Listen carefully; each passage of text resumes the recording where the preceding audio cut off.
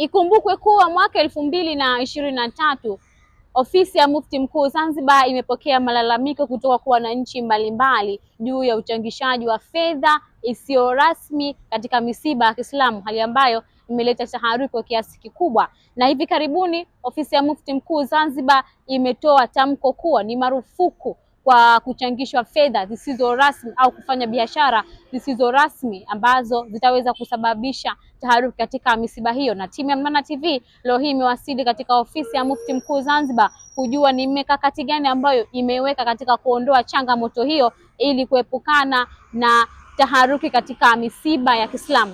Taban ofisi ya Mufti imeipanga vizuri kwa sababu mtandao wake ni mkubwa, kwa sababu kwanza nafikiri hatua ya mwanzo kwanza sisi tumesema ni ofisi ya kuhudumikia jamii. Na hili tatizo limetoka vipi kwa wanajamii?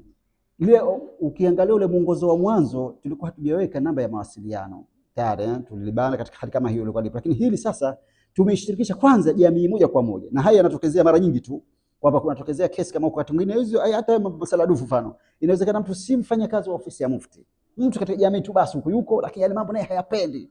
Kayaona lakini ashajua kwamba kuna mwongozo wa ofisi ya Mufti kadha.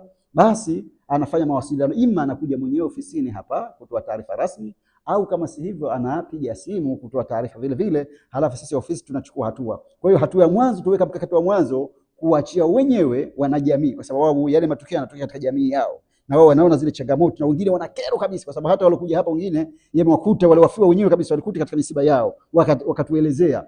Sasa hili kwanza mwakilishi wa mwanzo ni huyu mwananchi mwenyewe, ndio maana tukasema hapa tunaomba mashirikiano. Kwa hiyo tulianza tukapata taarifa katika hilo, lakini la pili vile vile tunao vile vile miongoni mwa kupitia vile vile wajumbe ambao kwamba katika sisi wafanyakazi vile vile tutakapokuwa katika sehemu mbalimbali tunaposhiriki katika misiba kama hiyo. Kwa hiyo watakapoona vitu kama hivi, hali kadhalika inakuwa ni hatua wanaweza kuchukua hatua katika hali kama hiyo. Lakini hali kadhalika mwongozo huu bila shaka umetoka kama ni ofisi, tunao vile vile hata wajumbe wetu wa baraza la ulama vile vile kwa ofisi ya Mufti vile vile wao ambao wanawakilisha wilaya, kila wilaya na kwa yuko mjumbe anayewakilisha katika baraza la ulama vile vile katika swala kama. Kwa hiyo akiona na vile vile, kwa sababu najua mwongozo umetoka ofisi ya Mufti kwamba kitu kinaenda kinyume na utaratibu, basi na yeye anaweza kupea mwakilishi mzuri wa kuleta taarifa ofisini. Atuwe watiifu, kwa sababu Mwenyezi Mungu Subhanahu wa Ta'ala ametupambia ayyuhalladhina amanu atii'u Allaha wa atii'u rasula wa ulil amri minkum, enyi ambao mliamini mtiini Mwenyezi Mungu Subhanahu wa Ta'ala na mtume na wale viongozi wenu wanaokusimamia ni mambo yenu. Kwa hiyo ofisi ya Mufti Mkuu wa Zanzibar ni chombo rasmi cha serikali kipo ambacho kinashughulikia na kusimamia masuala ya Kiislamu katika dini katika jamii yetu ya Kizanzibar hapa.